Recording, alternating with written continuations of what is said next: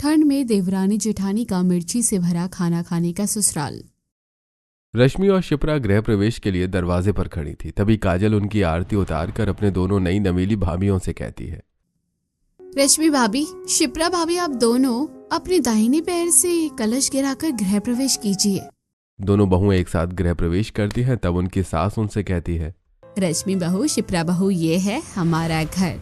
आज तक इस घर की जिम्मेदारी मैं ही संभाल रही थी। मेरी उम्र हो गई है और मुझसे इतनी बड़ी जिम्मेदारी नहीं संभलती, इसलिए मैंने दोनों बेटों की शादियां कर दी है। अब तुम दोनों को ही सब कुछ संभालना है। अरे भाग्यवान, सारी की सारी बातें अभी ही कर लोगी या उन्हें कमरे में जाकर आराम करने दोगी? जाओ बेटा, तुम दोनों कमरे में जाकर आराम करो, बाकी बातें कल होंगी। दोनों बहुएं अपने अपने कमरे में जाकर आराम करती हैं। अगले दिन सुबह शिप्रा तैयार होकर अपनी सास के पास आती है और कहती है, माँ जी, आज मेरी पहली रसोई की रस्म है, बताइए क्या बनाना है। मैं आप सभी के लिए खाना बना देती हूँ। बहू बैठ जा और चाय पी ले, जरा छोटी बहू को भी आने दे। शिप्रा वहां बैठ जाती है और सभी साथ में चाय पीने लगते हैं।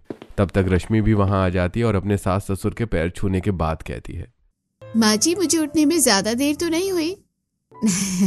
अरे नहीं बहू, तू तो समय पर ही उठ गई है। अब तू भी चाय पी ले और फिर तुम दोनों रसोई में जाकर दोपहर का खाना बना लेना।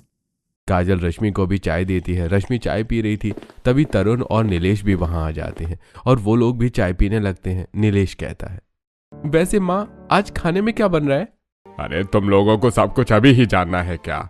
दिनेश के ऐसा कहते ही नीलेश चुप हो जाता है। तब माला कहती है, ठीक है शिप्रा बहू, रश्मि बहू, अब तुम लोग भी रसोई में जाओ और खाना बना लो। देखो, मीठे में तुम दोनों हलवा बना लो, बाकी खाना अपनी पसंद का बना लेना। और हाँ, एक बात का ध्यान रखना, हमारे घर में मिर्ची थोड़ी ज्यादा ही खाते हैं, तो मिर्ची डालने में किसी भी प्रकार की कंजूसी मत करना। खाना तेज मिर्च मसाला वाला बनाना। अब शिप्रा और रश्मि दोनों रसोई में जाती हैं और खाना बनाने की तैयारी पूरी करते हुए शिप्रा रश्मि से कहती है, देवरानी जी, ऐसा करती हूँ कि मैं छोले भटूरे बना लेती हूँ और आप सूखी आलू की सब्जी और नान बना लो। फिर हम दाल चावल भी बना लेंगे और सूजी का हलवा हम सबसे आखिरी में बनाए। ठीक है जेठानी जी, जैसा माँ जी ने खाना थोड़ा तीखा रखने के लिए कहा है, तो हम 1 चम्मच एक्स्ट्रा मिर्च डाल देंगे। शिप्रा और रश्मि खाना बनाना शुरू करती हैं। शिप्रा छोले बना लेती है और छोले में वो 1 चम्मच मिर्च एक्स्ट्रा डालती है। उसके बाद वो भटूरे छान लेती है, तो वहीं रश्मि सूखी आलू की सब्जी में एक्स्ट्रा मिर्च डालकर तैयार कर लेती है और फिर वो नान बना लेती है और अंत में दोनों मिलकर सूजी का हलवा बना लेती हैं। फिर दोनों सभी का खाना लगा देती हैं। माला पहला निवाला खाकर कहती है, हाय हाय सत्यनाश बहू, तूने कितना फीका खाना बनाया है। हम तुझे क्या मरीज दिखते हैं जो तूने इतना फीका खाना बना दिया है? भाभी, माँ सच कह रही है, खाना तो बिल्कुल उबला हुआ और फीका लग रहा है। हाँ भैया, खाना खाकर तो मूड ही खराब हो गया। अब मैं बाहर से ही खाना खा लूंगी, कॉलेज के लिए निकल रही हूँ। माँ, मैं और नीलेश बाहर से खा लेंगे, ऑफिस के लिए देर हो गई है और हमसे तो उबला हुआ खाना नहीं खाया जाएगा। ऐसा कहकर नीलेश और तरुण भी चले जाते हैं। माला कहती है, अरे बहू, तुझे बताया था ना कि हमारे यहाँ तेज खाना खाते हैं। माँ जी, हमने तो मिर्ची डाली थी। 1 मिनट चक्कर देख लेती हूँ। शिप्रा थोड़ी सी सब्जी चक्कर देखती है तो उसे मिर्च बहुत तेज लगती है। वो कहती है, पानी, माँ जी पानी। रश्मि जल्दी से शिप्रा को पानी देती है। पानी पीने के बाद शिप्रा कहती है, माँ जी सब्जी तो काफी तीखी है। अरे तेरी जुबान में छाले हैं क्या बहू? चल मैं तुझे बताती हूँ कि घर के खाने में कितनी मिर्ची डलती है। अब माला शिप्रा और रश्मि को लेकर रसोई में जाती है और एक बड़ा सा तड़के का बर्तन लेती है। उसमें तेल डालकर गर्म करती है और बड़ी चम्मच से 4 चम्मच मिर्च उसमें डाल देती है और फिर सब्जी में तड़का लगा देती है। ये देखकर रश्मि चौंक जाती है और रश्मि कहती है, माँ जी इतनी मिर्च, अभी खाना तो खाने लायक ही नहीं रहा। अरे बहू, ये तू कैसी बातें करती है? हमें तो इतना ही तीखा खाना अच्छा लगता है। अब जल्दी से तू इस खाने को मुझे और तेरे ससुर जी के लिए परोस दे। माला और दिनेश खाना खाकर चले जाते हैं। उसके बाद बिना मिर्च का बचा हुआ खाना दोनों बहुएं खा लेती हैं और फिर घर के काम में लग जाती हैं। सारा काम खत्म करके वो अपने अपने कमरे में जाकर आराम करती हैं। शाम होते ही दोनों अपनी सास के पास जाकर कहती हैं, माँ जी ठंड बढ़ रही है तो रात का खाना जल्दी बना लेते हैं। ऐसा करो बहू, सरसों का साग, मक्के की रोटी और गेहूं की रोटियां, आलू बटे के मसाले वाली सब्जी और तड़के वाले चावल बना लो। हाँ, लेकिन एक बात का ध्यान रखना, सब्जी थोड़ी तीखी ही रखना। जी माँ जी।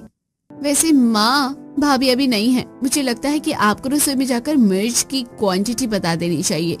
ठीक है, तो चलो शिप्रा बहू, रश्मि बहू, मैं तुम्हें बता देती हूँ कि सब्जी में कितनी मिर्ची डालनी है।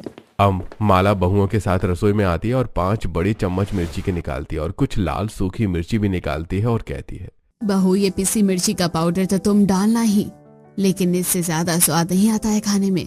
इन मिर्चियों को खलबट्टे में कूट लेना, असली स्वाद तो इसी से ही आता है। जी माँ जी। ऐसा कहकर माला वहां से चली जाती है। तब रश्मि शिप्रा से कहती है, भाभी इन लोगों का सिर्फ मिर्च पाउडर से ही काम नहीं चल सकता क्या? रश्मि तू सही कहती है, लेकिन अब कर क्या सकते हैं? ऐसा कहकर शिप्रा खलबट्टे में लाल मिर्ची डालकर कूटना शुरू करती है, लेकिन तभी मिर्ची कूटते समय शिप्रा की आंख और नाक में मिर्ची लगने लगती है, जिससे उसे बहुत तेज खांसी और छींकें आने लगती है। तब रश्मि कहती है, भाभी बाकी की मैं कूट लेती हूँ। अब रश्मि मिर्च कूटना शुरू करती है। थोड़ी देर में उसे भी छींकें आने लगती हैं। जैसे तैसे दोनों मिर्च कूटकर ढेर सारी मिर्च डालकर सब्जी तैयार करती हैं और सब्जी बनाते हुए दोनों को मिर्ची की भाप लगती है, जिससे उनकी आंखें भी लाल हो जाती हैं। जैसे तैसे खाना बनाकर वो सभी लोगों को परोस देती हैं। खाना खाकर माला कहती है, हाँ बहू, आज तुमने बनाया है मजेदार खाना। अरे खाने में जब तक मिर्च मसाला ना हो तब तक मजा ही नहीं आता। वैसे माँ, आपकी दोनों बहुएं बहुत जल्दी हमारे घर का खाना बनाना सीख गईं। हाँ भाभी, अब आप लोग बस इतना तीखा खाना खाना भी सीख लो ताकि आपको कोई दिक्कत ना हो। दोनों बहुएं काजल की बात सुनकर मुस्कुरा देती हैं। खाना खाने के बाद सभी लोग अपने अपने कमरे में चले जाते हैं। तब शिप्रा कहती है, रश्मि, घर वालों ने तो खाना खा लिया, लेकिन मुझे समझ नहीं आ रहा है कि हम इतना तीखा खाना कैसे खाएंगे। हाँ भाभी, मैं भी यही सोच रही थी कि ऐसा करती हूँ, फ्रिज से दूध निकाल लेती हूँ, उसमें शक्कर डालकर उसी में चावल और रोटी खा लेते हैं। अब दोनों बहुएं रसोई में जाती हैं। रश्मि फ्रिज से दूध निकालती है और उसमें शक्कर डालकर उसे गर्म करती है। फिर दोनों डाइनिंग टेबल पर बैठकर दूध से ही चावल और रोटी खाती हैं। अगले दिन सुबह शिप्रा नाश्ते में पकौड़े, समोसे, छोले भटूरे बना लेती है। सभी का नाश्ता परोसने के बाद जब माला पकौड़े खाती है तो कहती है, बहू इतनी सारी हरी मिर्च डाली है तुमने, लेकिन फिर भी पकौड़े तीखे नहीं है। इन सब्जी वालों का भी कोई भरोसा नहीं, गाजर के जैसी हरी मिर्च दे गया वो। हाँ शिप्रा माँ सही कहती है, तुम तो जरा हमें लाल मिर्च का डिब्बा ही लाकर दे दो, हम पकौड़े में मिर्च डालकर खाएंगे तभी पकौड़े का टेस्ट आएगा। हे भगवान, इन लोगों को इंसान बनाकर दुनिया में क्यों भेज दिया तूने? ये लोग कहीं डिब्बे में मुंह डालकर मिर्च खाना तो शुरू नहीं कर देंगे। खैर मुझे क्या, मैं तो मिर्च का डब्बा लाकर दे दूंगी। ऐसा कहकर शिप्रा रसोई में जाती है और मिर्च का डिब्बा उन्हें लाकर दे देती है। तब वो सभी अपने अपने पकौड़े में चम्मच से मिर्च डालकर खाने लगते हैं। मिर्च वाले पकौड़े खाकर दिनेश कहता है, अरे माला, इस मिर्च के पाउडर में स्वाद ही नहीं आ रहा है। हाँ जी, अब मुझे समझ आया है कि खाने में स्वाद क्यों नहीं आ रहा था। पिछले कुछ दिनों से मौसम की वजह से हम मिर्च को सुखा कर रख नहीं पाए थे। ऐसा करती हूँ, आज की धूप अच्छी निकली है, मिर्च को धूप में सुखाकर कुटवा कर पिसवा लेंगे, तभी हमें खाने का स्वाद आ पाएगा। अब दोपहर में माला अपनी दोनों बहुओं को मिर्ची की बोरी देते हुए कहती है, बहुओं, इन मिर्चियों को छत पर फैला दो, फिर हमें इन्हें बड़े वाले खलबट्टे में कूटेंगे। तुम दोनों चलो, मैं थोड़ी देर में आती हूँ। अब शिप्रा और रश्मि मिर्च की बोरी को लेकर छत पर जाती हैं और फिर छत पर रखी खाट पर वो मिर्चियां फैला देती है। तभी रश्मि कहती है, भाभी इतनी सारी मिर्ची को फैलाने से ही हाथों में जलन होने लगती है, अब क्या इन्हें कूटना भी पड़ेगा? हाँ रश्मि, देखो वो बड़ा वाला खलबट्टा रखा है, मुझे लगता है कि इसमें हमें मिर्ची कूटनी पड़ेगी। वो लोग ये बातें कर ही रहे थे कि तभी पड़ोस की शीला कपड़े फैलाते हुए उन लोगों को देखकर कहती है, अरे शिप्रा भाभी, रश्मि भाभी, माला आंटी ने आप लोगों को भी मिर्च सुखाने कूटने पीसने में लगा दिया। शीला ऐसा कह रही थी कि तभी माला वहां आ जाती है और शीला की बातें सुनकर कहती है, शीला, दूसरों की बहुओं को भड़काने के अलावा भी तेरे पास कोई काम है कि नहीं? अरे आंटी, आप तो बुरा मान गई, मैं तो बस ऐसे ही कह रही थी। ऐसा कहकर शीला वहां से चली जाती है। तब माला दोनों बहुओं से कहती है, बहू, मिर्ची तो अच्छी खासी सूख गई है, चलो अब उस बड़े वाले खलबट्टे में मिर्ची कूटते हैं, मैं भी तुम्हारी मदद कर देती हूँ। अब माला अपनी दोनों बहुओं से मिर्च उठवाकर खलबट्टे में डलवाती है और खुद ही अपने हाथों से कूटने लगती है और अपनी दोनों बहुओं को भी सिखाती है। अब दोनों बहुएं मिर्च कूटना शुरू करती हैं, लेकिन थोड़ी देर बाद उनके हाथों में जलन होने लगती है। माँ जी, एक तो ठंड में हाथ पहले ही बर्तन धोकर रुखे हो गए हैं, ऊपर से मिर्च कूटने से तो मेरे हाथ में बहुत जलन हो रही है। मैं नीचे जाकर अपने हाथों में मॉइस्चराइजर लगा कर आती हूँ। माँ जी, मेरे हाथ भी जलन कर रहे हैं और हाथ के साथ साथ तो मेरी आंखें, मुंह और नाक भी जलन कर रही है। और आपको तो पता है कि ठंड में बार बार मुंह धोना कितना मुश्किल होता है। हाँ हाँ मुझे पता है, मुझे मत सिखाओ तुम दोनों, जैसे ठंड में हम तो काम ही नहीं करते थे। ठीक है तुम लोग जाओ, मैं अकेले मिर्च कूट लूंगी। तभी काजल वहां आ जाती है और वो अपनी माँ के साथ मिर्च कुटवाने लगती है। दोनों बहुएं नीचे आ जाती हैं और अपना हाथ पैर मुंह धोकर अपने कमरे में जाकर मॉइस्चराइजर लगाती हैं। तभी तरुण कमरे में आता है और शिप्रा को इस तरह मॉइस्चराइजर लगाकर बैठा देखकर कहता है, क्या बात है शिप्रा, तुम इस तरह से हाथों को फैलाए हुए क्यों बैठी हो? क्या बताऊं आपको, एक तो ठंड का मौसम, ऊपर से आप लोग इतना तीखा खाते हो कि खाना बनाकर और उसकी भाप लेकर हमारे हाथ मुंह आंखों में जलन होने लगती है। अभी मैं ठंडे पानी से हाथ मुंह धोकर मॉइस्चराइजर लगाकर बैठी हूँ।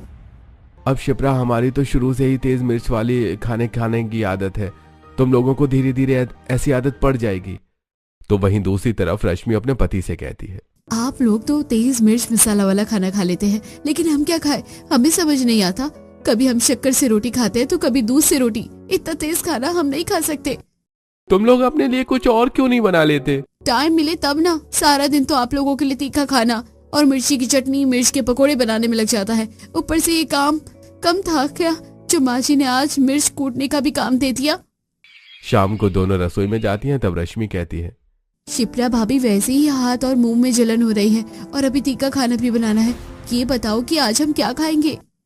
वो दोनों बातें कर ही रही थी कि तभी माला वहां आती है और कहती है, आज तुम दोनों मिक्स वेज बना लो और साथ में दाल तड़का भी बना लेना, लेकिन मिर्ची बहुत सारी डालना। अब तो तुम्हें बताने की जरूरत नहीं पड़ेगी कि मिर्ची कितनी डालनी है। नहीं माँ जी, हम बना लेंगे।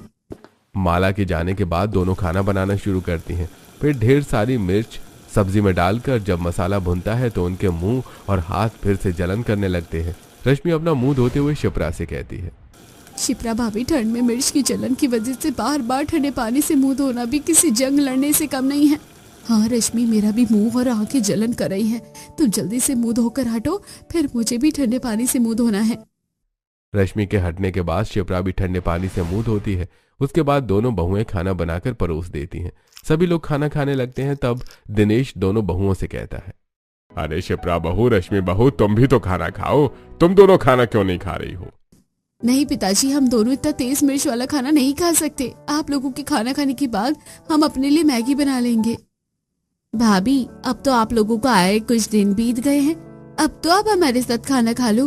अगर आप इस तरह रोज रोज मैगी या कुछ और खाती रहोगी तो फिर तीखा खाना कब खाना सीखोगी। तीखा खाना खाने के लिए तो ऐसे कह रही है जैसे कि कितनी अच्छी बात है तीखा खाना खाना। हाँ बहू, काजल सही कह रही है। तुम लोग थोड़ा थोड़ा तीखा खाना खाकर खाने की आदत डालो। चलो बैठो, एक एक चम्मच मेरे हाथ से खा लो। शिप्रा और रश्मि दोनों मना करती हैं, लेकिन माला नहीं मानती और दोनों बहुओं को एक एक चम्मच सब्जी और चावल अपने हाथों से खिला देती है। शिप्रा और रश्मि की तीखा खाना खाकर हालत खराब हो जाती है। दोनों भागते हुए किचन में जाती हैं और भगोने से दूध निकालकर पीने लगती हैं। तब शिप्रा कहती है, एक चम्मच खाना तो एकदम जहर के बराबर था, मेरा तो मुंह ही जल गया। हाँ शिप्रा भाभी, मेरा भी यही हाल है। खैर चलो, अब ठीक लग रहा है। अब दोनों बहुएं रसोई से बाहर आती हैं। तब नीलेश कहता है, भाई हम समझ गए हैं कि तुम लोगों से इतनी जल्दी ये नहीं हो पाएगा। तुम दोनों अपनी मैगी ही बनाकर खा लेना। थोड़ी देर बाद सभी लोग खाना खाकर चले जाते हैं। दोनों बहुएं ठंड में ठंडे पानी से सारे बर्तन धोती हैं। अब उन दोनों के हाथ ठंड से ठिठुर जाते हैं। उसके बाद रश्मि मैगी बनाती है और दोनों मैगी बनाकर खाकर अपने कमरे में जाकर सो जाती हैं। ऐसी समय बीत रहा था और शिप्रा और रश्मि को मिर्च से भरे खाना खाने वाले ससुराल में बड़ी दिक्कत हो रही थी। एक दिन दिनेश सभी को बताता है, अरे तुम्हें पता है हमारे पड़ोसी जो मिश्रा साहब है ना, उनका लिवर फेल हो गया है और वो बहुत सीरियस है। आज उन्हें डॉक्टर ने मुंबई के लिए रेफर कर दिया है। अरे मिश्रा साहब अचानक इतने बीमार हो गए। माँ जी, आजकल तो बीमारियां कब शरीर में जाकर घुस जाती है पता ही नहीं चलता। मैं तो आप लोगों को भी समझा रही हूँ कि इतनी मिर्ची वाला खाना बंद कर दीजिए। इतनी मिर्च खाने से शरीर में बहुत सारी बीमारियां हो जाती हैं और कई बार तो लीवर भी फेल हो जाता है। कुछ भी कह रही है बहू, हम तो हमेशा ही इतना मिर्च वाला खाना खाते हैं, आज तक तो कुछ नहीं हुआ। वैसे भाभी, बायोलॉजी मैं पढ़ रही हूँ लेकिन डॉक्टर आप बन रही हो। अरे ऐसे भला भी कुछ होता है क्या? वैसे माँ जी, आप लोग पता नहीं कैसे इतना तीखा खाना खा लेते हो, हमसे तो खाया नहीं जाता। और तीखी मिर्ची का खाना बनाकर हम दोनों के हाथों में बहुत जलन हो रही है। माला, ऐसा करते हैं कि आज का खाना हम बाहर जाकर खाते हैं। हमारी दोनों बहुओं को खाना भी नहीं बनाना पड़ेगा और इसी बहाने हम अपनी बहुओं को बाहर खाना भी खिला सकेंगे। सभी लोग इस बात से सहमत हो जाते हैं। रात को सभी खाना खाने के लिए एक अच्छे रेस्टोरेंट में पहुंच जाते हैं। रश्मि धीरे से शिप्रा से कहती है, भाभी आज बड़े दिनों बाद हमें सुकून से कम मिर्च वाला खाना खाने को मिलेगा, तो कम से कम पेट भर कर तो खाना खाएंगे। हाँ रश्मि, मैं भी यही सोच सोच कर खुश हो रही हूँ। सभी लोग टेबल पर जाकर बैठते हैं। वेटर आता है और ऑर्डर लेकर चला जाता है। तब दिनेश कहता है, अरे तुम लोग बैठो, मैं अभी आता हूँ।